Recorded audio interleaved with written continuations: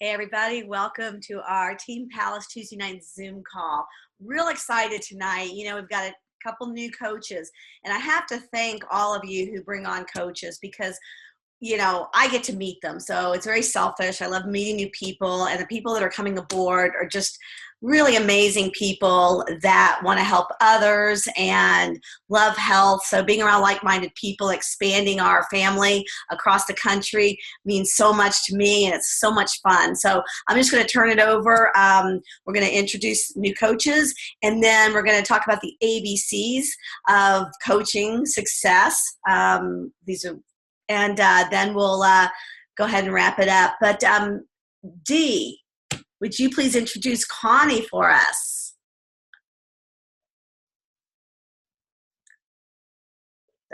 Sure. So I'm excited to introduce Connie Branham to the team.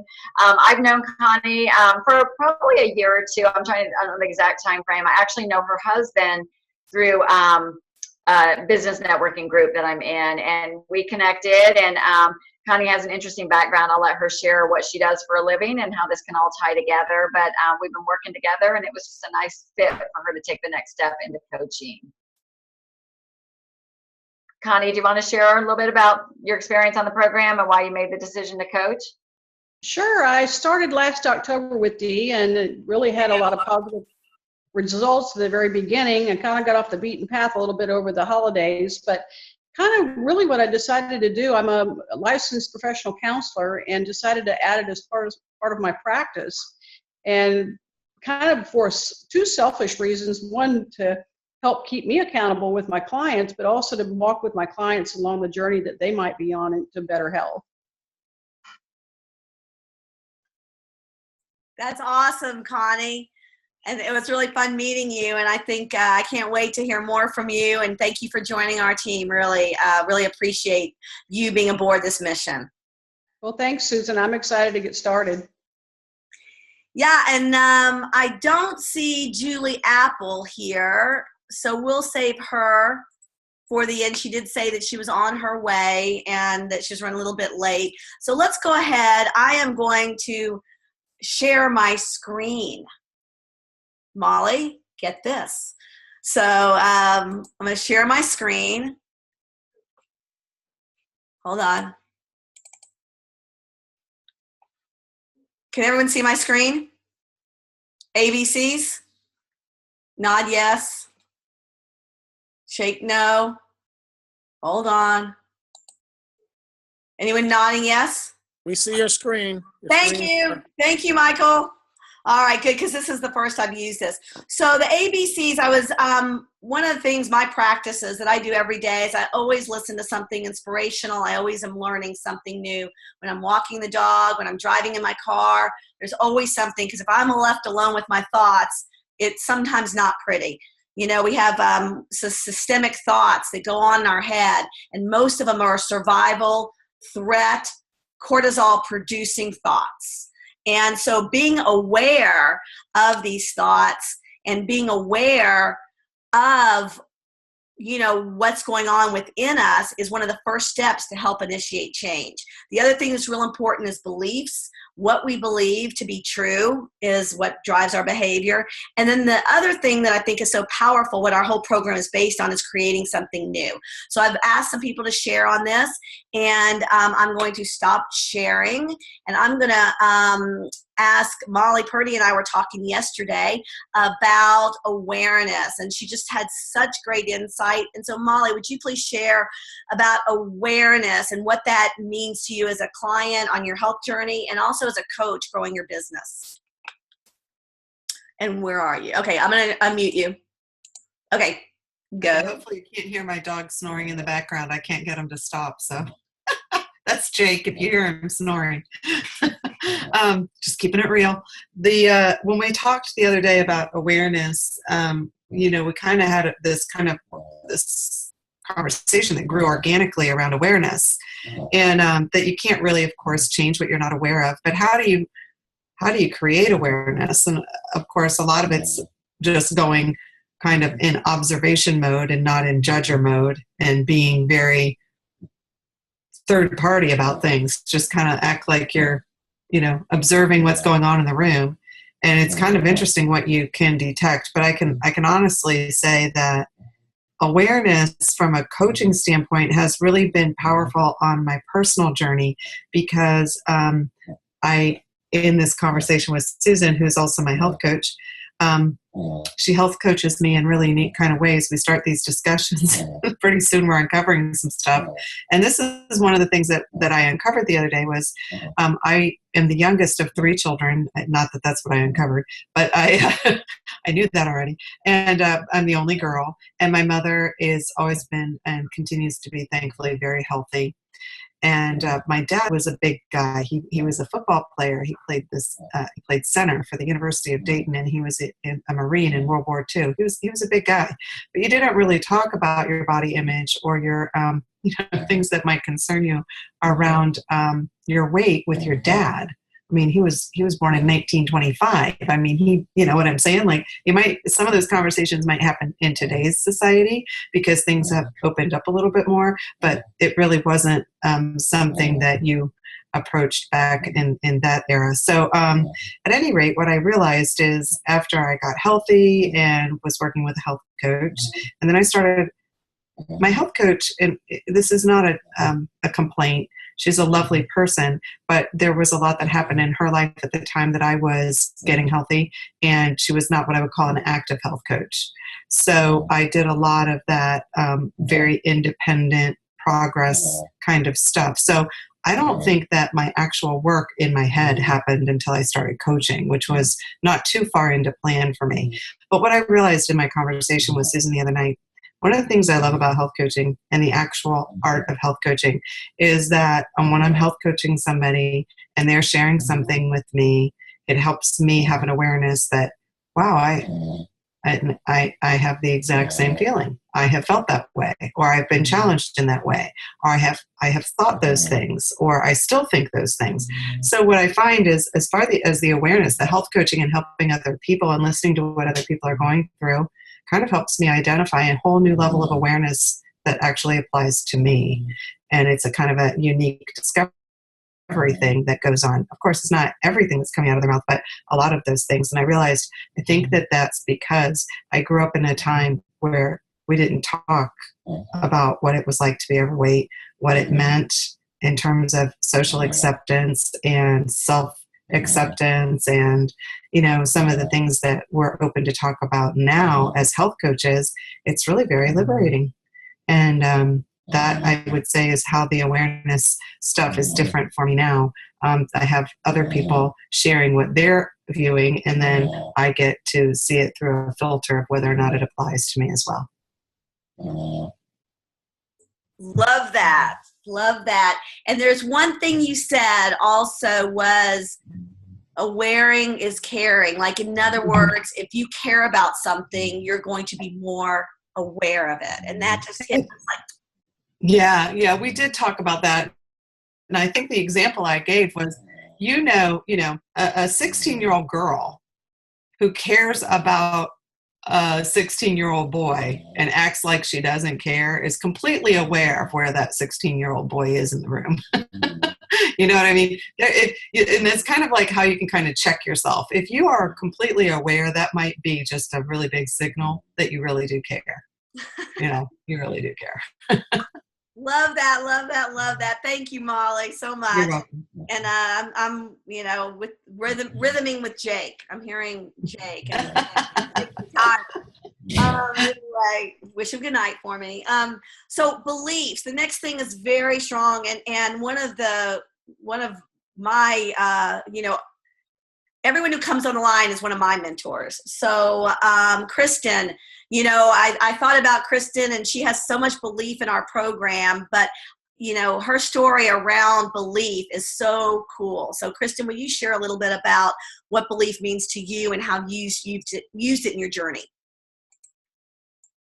Well, for me, the belief has kind of evolved, like planting a seed. When I first started this program, it kind of happened very instantly for me. Second day, I felt good. Third day, I felt great. A week later, I felt amazing. And I had not felt like that in years. And so for me, it was pretty instantaneous in believing in the program and believing in my coach. And then I had another layer added to it when I came to one of the events and met Heather Patterson, which was a huge push for me as far as becoming a coach and really taking it one step further, because quite frankly, I was not interested in becoming a coach. And she just gave me such powerful advice in, encouraging me that I need to pay this gift forward, number one. And then number two, when I hit, she said to me, you are going to hit a plateau. You have to lose a great deal of weight. And when you hit that, you're going to want to stop. And that is when you're going to have to reassess your beliefs all over again. And I actually just hit that milestone and came off of my plateau about a month ago. And I had to do exactly that. I had to sit down and reassess my beliefs in what this program means to me and where exactly do I want to take this. And, am I happy where I am, or do I believe that I can obtain this ultimate goal of hitting a healthy BMI? And for me, at this point, it's not about looking good in a dress or feeling confident. For me, it's about health, because of what I've been able to do with putting my MS in remission and helping myself health-wise. This is not just about losing weight and looking hot in a pair of jeans. For me, my belief system in this program is you can change the course of your health. And that is a tremendous thing to believe in. So for that, I am 100% in. So you said, And you said that when you lost, what did you lose, 60 pounds or 40 pounds? 80. You lost 80, When, and then you needed to lose another 30. You want to lose another 30. And then so you Right. you said you needed to start all over because your belief. Yes. Absolutely. I had to completely walk away from the fact that I hit 80 pounds, and now I've had to start completely over.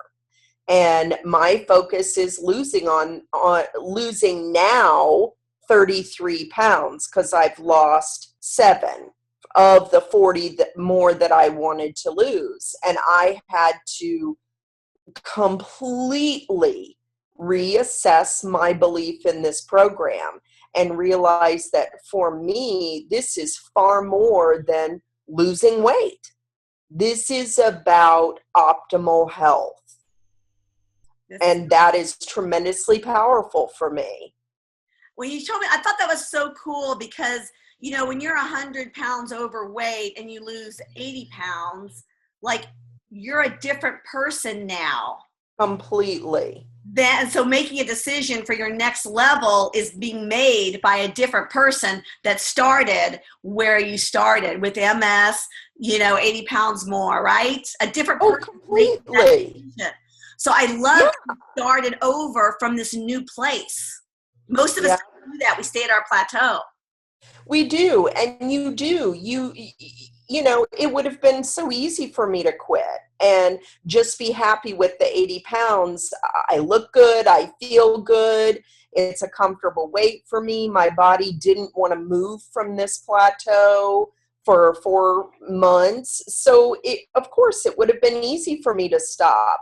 There would have been no shame in that. But again, for me, the belief in this program is my health.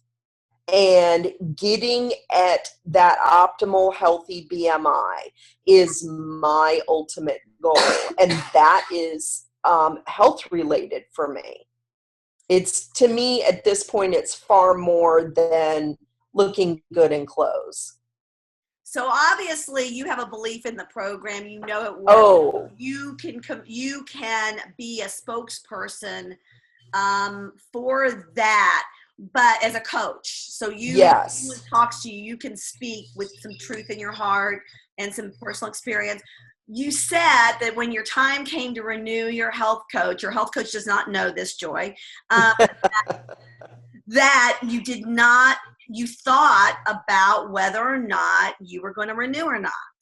Yes, I did. And I did actually talk to Joy about this after you and I talked today, because I didn't want to freak her out. But I did. When that time came to renew, the devil on my shoulder was sitting there saying, why are you doing this? This is so hard. And it's so hard to get people to want to do this program. There's so many no's, but that's not what it's about.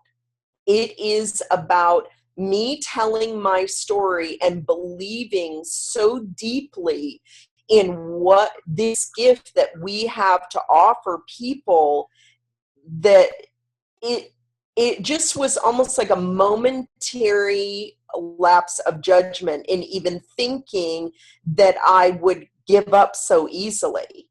Because what if there is someone out there like me who is suffering with their health, and they don't know that there's help out there? What if 2 days after I didn't, pay the renewal, there was somebody and I wasn't able to help them? So it is coming from somebody who is 25 years in the hair business. It takes a lot of effort and dedication and time and belief in yourself in building a business. It's not going to happen overnight.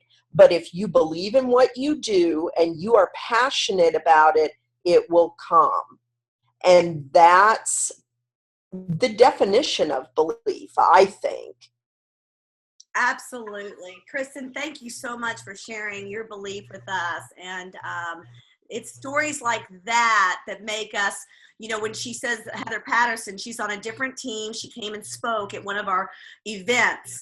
And so that's why events and these calls are so important. Probably something Kristen said, you have no idea what it touches in us. And, I remember the person who spoke to me when I went to an event, my very first event. I never went because I was always too busy and it wasn't a priority. And when I went, it shifted me. Just like when you heard Heather, it shifted you.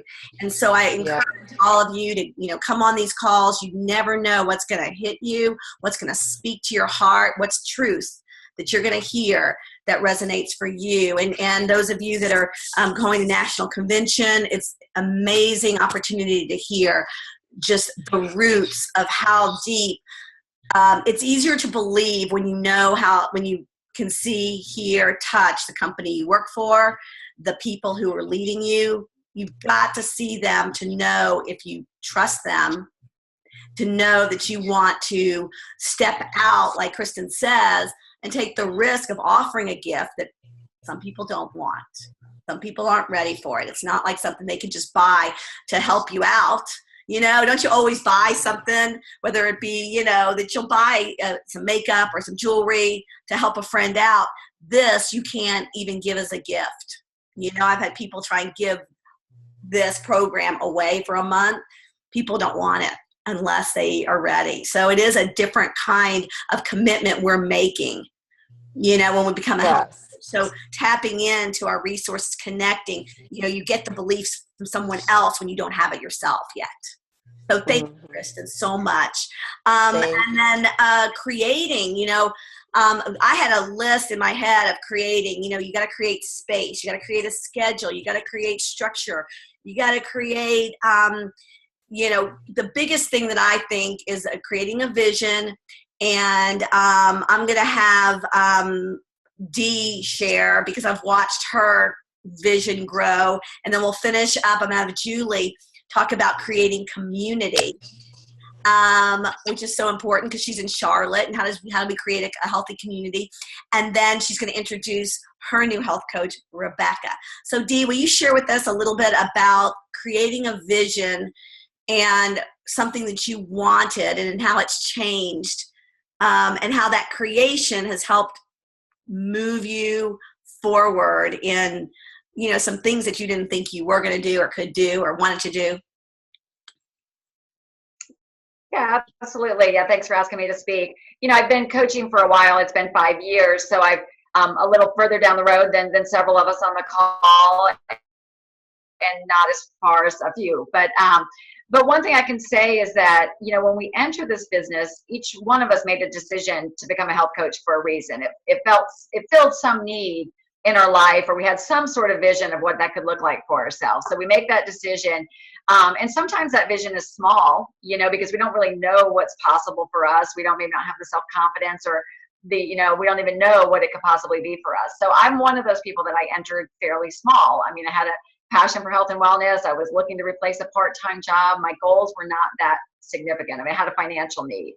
And so helping people, which was something that was in my wheelhouse, made the perfect sense to do that. So I achieved that goal. I went to national convention very, very early, a couple months into my coaching, got a bigger vision, and then decided, I'd really like to be an executive director. And wanted to do that. I liked the income that would provide. It was the first level of leadership. And so I got there, and I was very, very happy to get there. I got there relatively quickly. And when I reflect on it, I think a lot of things kind of clouded me for a long time. I really didn't know what I wanted to do next. And when you're in this organization, we kind of have a ladder of growth. And so a next step would be, at that point, next step was called Go Global. And I started getting kind of these feelings that I should be growing. I should be going global. I should be doing something. And I think what we do as coaches and developing our businesses parallels so much to our clients. And we know what happens with our clients when they don't have a real clear vision of where they're going. They usually end up just kind of spinning their wheels. So I treaded water for quite some time, and so it was about, I was sharing the story with somebody else today. It was about 1.5 years ago, maybe longer. I want to say it was at the beginning of a year, and I want to say it was January of last year. And Susan said, instead of setting a SMART goal, we always talk about specific, measurable, whatever. She said, what would it look like for you if you just set a dumb goal? And by the definition dumb, she said, a big, hairy, audacious goal. Like, if you could just wave a magic wand and make it happen, what would you want to happen for yourself? And I took that to heart, and I came up with a pretty audacious goal, and it didn't have to do anything with a level, because I found that achieving a level was not driving me. And it was not getting me to do what it took to get there. So for me, it was, I had made a decision. I wanted to earn 6 figures, and I was basing that on a lot of experiences in my life, my education, the experience I brought through this, and if I was working in a different industry where I thought I would be. And knowing what I know in Take Shape for Life, I saw it as possible for myself when I defined it that way. And when I got clarity on my goal, it made it easier to start picturing and doing what it took in order to get there, because I had clarity of where I was going. And I also learned, I had to partner with Susan, partner with my mentorship. And a lot of times it was scary, and I had to learn to walk through fear. And that was hard. And it still is. And interestingly enough, I had taken a workshop. It was called The Power of One Word. And last year, my word I chose was bold. And I really have to say, every time I got into a situation, I would say, what is the bold thing to do? What would bring me closer to my goal? And it worked. So there is a lot to what Kristen was saying with vision or our belief system. There's a lot of power to it. Of course, we have to develop the skills. Of course, we have to take the action. But in my opinion, you have to see it possible for yourself. And, so I think my tips, I always like to give you kind of something to walk away from. I think if you're new to coaching, lean on your mentor, because we'll help you. We know what some good first steps are in this business. So lean with your mentor for that. But My suggestion would be, figure out where you are, and if you're comfortable where you are, that's fine. But if you feel like you don't want to be there, start to put into action and to picture what it is you want. And in terms of what is it going to do for you? For me, it was a lot of I wanted personal growth and personal self-development. And that would only come by helping others go through personal growth and personal development. And work with your mentor, visualize it, set a plan, a roadmap, and reward yourself along the way too. When you do hit those milestones, reward yourself, and just get comfortable with disappointment, because it's going to be part of the process. So great, Dee. It's really funny because, it's like the six figures, she was, I want to be a six-figure woman. And I thought that was so cool. And when she said that, I got it. Because it's not necessarily the income per se, but it's who she had to become. When I heard her say it, it's who she had to become to be a six-figure woman. And I love what you said, because even your intentionality, that awareness of being bold. And you've done many things. You've listened to something for 40 days. I remember you did that. You've done a lot of things to move you forward. And I promise you guys that one of the things that Dee used to come to the table with 5 years ago, or the last, is self-confidence. Like it was hard for me to believe that she didn't feel confident, but she would tell me she didn't, and it grew, so it's really cool that no matter where you are, you can really grow. Just like no matter how big your bicep is now, you can, have it grow. So thank you, Dee.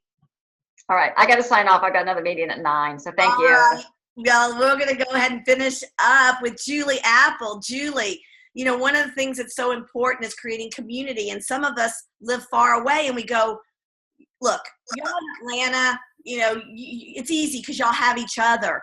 But we had to create it here ourselves too. And so I wanted you to talk about creating community, what that looks like, and what you've done in Charlotte to create community. And then please finish up by introducing us to Rebecca. Sure. Thanks for asking me to share. I think here in Charlotte, I've grown up here, and so this is home for me, and that has been a huge factor in making it. I've always said I want Charlotte to be a healthier place, and I want people to come along with me and do that together. So it's kind of been my vision to just say, okay, who wants to do that? And so what's been fun is I've been able to help a lot of people where I teach classes. I've been able to help a lot of my family that lives here, a lot of family friends. And so it's been an absolute gift and blessing. And then the other day, Rebecca, who's just jumped on board this weekend, it was funny because I haven't even gotten to tell her this, but when we were sitting talking about this, she said to me, she goes, well, we could do that in Charlotte, what they have in Atlanta. And I thought, oh my gosh, somebody that actually is wanting the same thing that I want is so much fun. So Rebecca, if you want to just share quickly why you became a coach and what you're excited about, that'd be awesome. Let me see. Can you unmute yourself, or Susan, do you want to do it?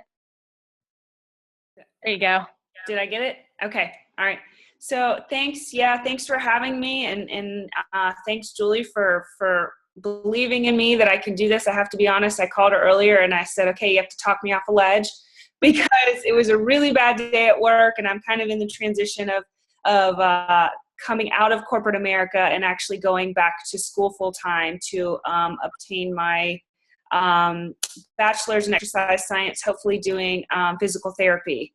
So I was like, I don't know, can I do all this right now? It's a lot, and teaching, and so but my end result and my goal is to help people, and that's really why I'm going back to school. And I love teaching, and I've been doing it for a while, and it's always a passion. In fact, I had one of the clients that go to the studio text me tonight and say, your classes are so good, we're thinking about dropping our other memberships and coming there. And I'm like, okay, this is what it's about, really making that difference in people's lives. So I think that for me, it's that reward of being able to help people get healthy. And I'm looking forward to the opportunity to do that. Awesome. Wow. Thank you, Rebecca. Thank you, Julie. Really appreciate you're expanding, you're just being that attractive, that in attracting the right, people to you to play with you in this realm of creating health in Charlotte and America. Well, thanks, guys. We will see you next week. I have a new contest that's starting. What is it? Leaders are readers. And if you're learning, you're earning. So I'm going to put on Facebook tomorrow, but get started from between now and the end of the month. Whatever, a book that really, a book that you've been wanting to read or a tape you want to listen to, and just send a picture of it to, me and your mentor coach, or post it on Facebook, and then one takeaway, post on Facebook, one takeaway from it. And then we'll do a drawing. I guess it'll be the end of the month. We'll just do that the end of May. And so I'll post more about that, but that's our next one. And I'll post some ideas. And those of you that are readers or listen to tapes, I'm not the best reader, but I listen to tapes a lot. We'll post, share with others what are some really good ones that have inspired you. So everybody have a great week, and we'll see you next week. Thanks.